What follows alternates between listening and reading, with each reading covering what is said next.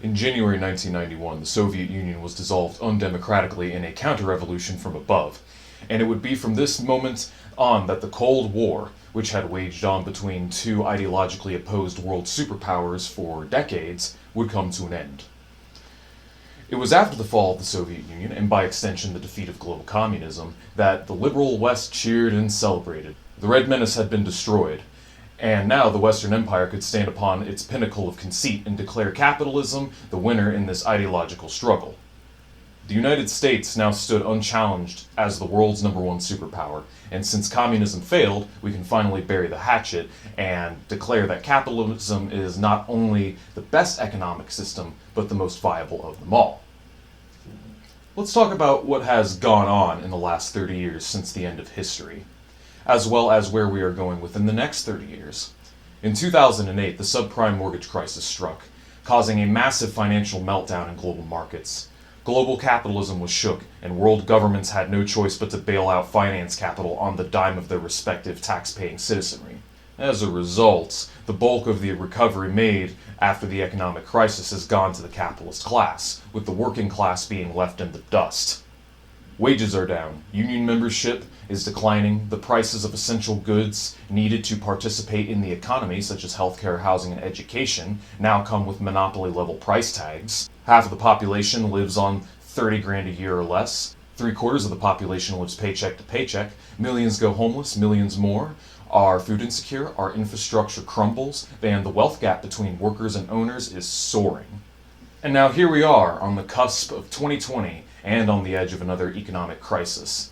And this time, not only has the housing bubble been reinflated, we also have a number of other bubbles as well. From the student loan debt bubble, the auto loans debt bubble, credit card debt, any of which could pop, causing a cascading effect where the rest of them also go bust. And before it, we are living through another 1930s style depression.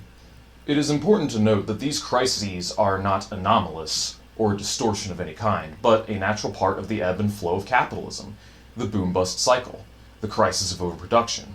This is what is responsible for the periodic downturns and recessions that we endure on a decade-by-decade basis. And as Marx had predicted a century and a half ago, as time goes on, the crises in this system will intensify, with longer economic recoveries and deeper depressions as the system grows more and more centralized and concentrated into the hands of a few. So it's been almost 2 centuries since Marx made his prediction. So why hasn't capitalism failed yet? Well, it has. Multiple times, in fact. From the Great Depression of the 1930s to the Long Depression of 1873, the 1973 oil crisis, and the recent subprime mortgage crisis of 2008, are all capitalism failing. What has been keeping the system going up to this point, and what Marx did not factor into his analysis or his predictions because it did not exist at the time, was the implementation of the Federal Reserve. The Federal Reserve is tasked with offering loans to companies in order for them to invest and grow their businesses. It manipulates its interest rates, typically increasing them during a boom and lowering them during a bust to help stabilize the economy and circumvent crisis.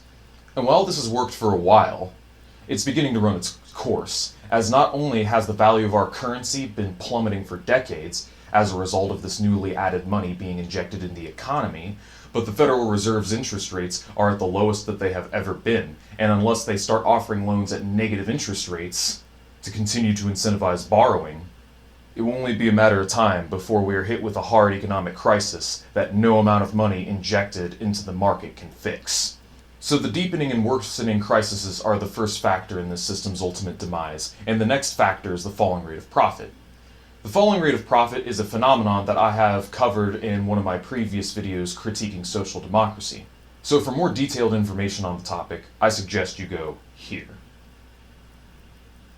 As the rate of profit continues to decline, falling from 47% in the 1850s down to 17% in the late 2000s, this system comes closer and closer to its final crisis. That is, when profitable investment opportunities grow so scarce that the bourgeoisie have no incentive to invest, and as a result, they sit on their hoards of wealth, and capital enters a crisis from which it will never return. Right now, capitalism is on life support, as the only way it has been able to sustain itself is by perpetually gutting the social safety net and privatizing the commons.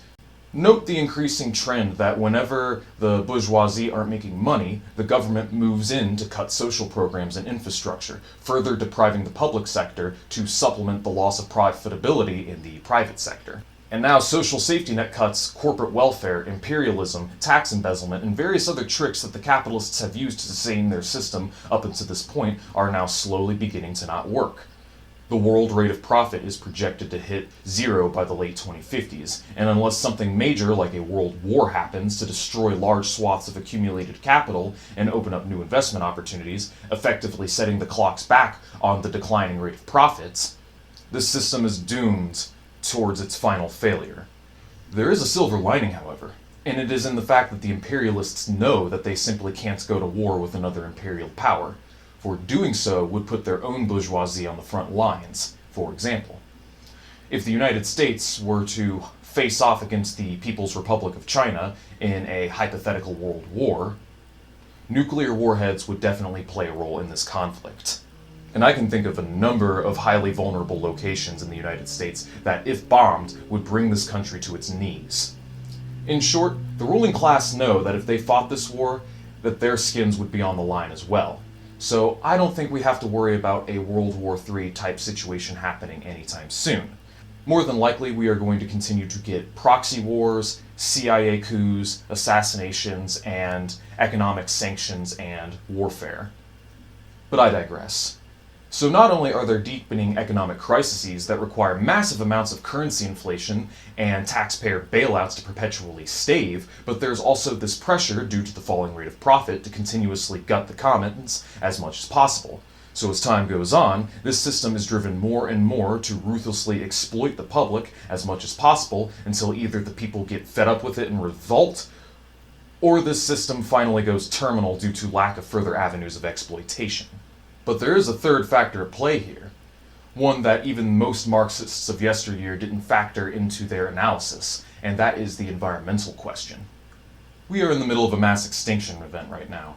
Any climate or life scientist worth their weight in salt will be the first to tell you that every life support system is in decline. The planet is getting hotter. The Great Barrier Reefs are dying. Our forests are shrinking. Our megafauna is steadfast going extinct. We are depleting all of our topsoil. Insect, fish, and bird populations are all crashing right now, and year after year, where I live here in North America, our holidays become further devoid of snow. Make no mistake, the climate change and mass extinction event that we currently endure are all negative externalities of capitalism, as the bulk of our aggregate CO2 output comes from 100 corporations, and large firms are driven to exploit the environment and harvest resources faster than our earthly habitat can sustain. And in the face of the fact that most industries cannot turn a profit without destroying the habitat, is it really a wonder why year after year the UN comes out with mutual agreements to make token gestures towards being more sustainable, only to miss their modest targets time and time again? And things haven't even truly begun to spiral out of control yet. Wait until the coastlines flood and entire regions of the world are deemed uninhabitable for human life, and mass die-offs and crops occur due to overheating and increases in disease and pestilence.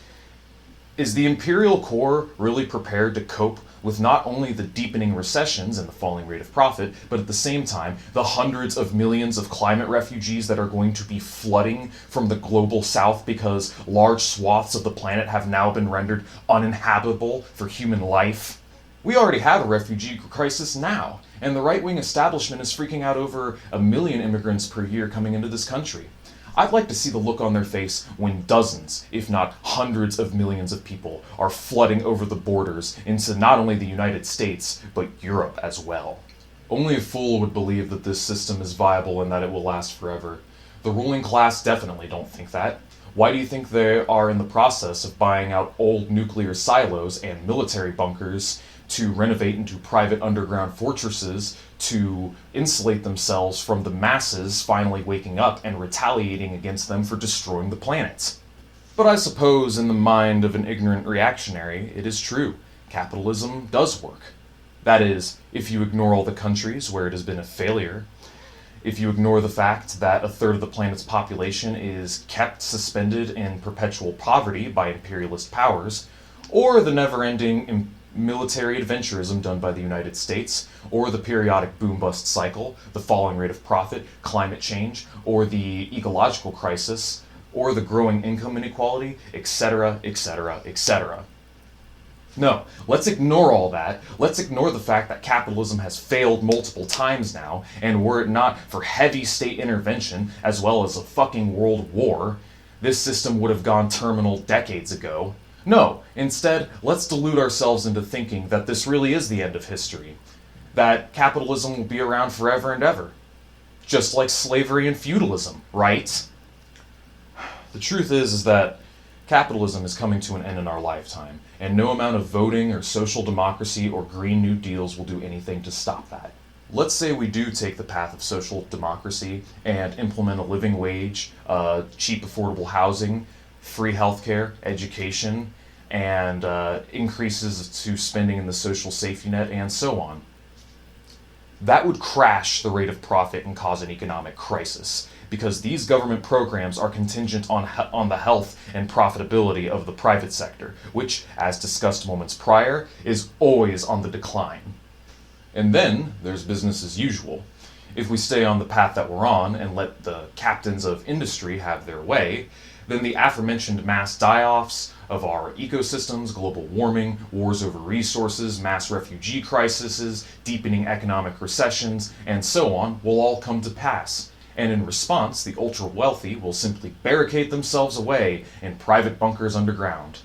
It is at this point, assuming that there is no well-established socialist vanguard, or communes of any kind, that billions of people are going to die, and we could very possibly regress to a lower economic stage. Think neo-feudalism with techno-barbarian characteristics. Neither the Keynesian approach or the neoclassical approach are equipped to tackle the problems plaguing humanity, for they are both bound by the fundamental structural limitations of the capitalist system. As long as private ownership, free market competition, and the profit motive remain the driving forces of human progress, it's only a matter of time before we destroy ourselves, either quickly, via self-sabotage, admittedly in the pursuit of noble goals, or slowly, via attrition, letting the people up top do what they want and have their way and say. So it is clear that within the confines of capitalism, there are no solutions to these problems because they are fundamentally linked to the system itself. And as I have said in the past, this system will not stop and it cannot stop. So it is up to you and I to do something about it. But that is a conversation for another day. Thank you for watching. Please make sure to like or dislike, comment, and subscribe. If you are aligned with my cause and would like to support me in other ways, you can help by sharing this video and the others that I've produced on social media. Anyways, that's all I have to say today. I hope it's been informative, and I will see you guys next time.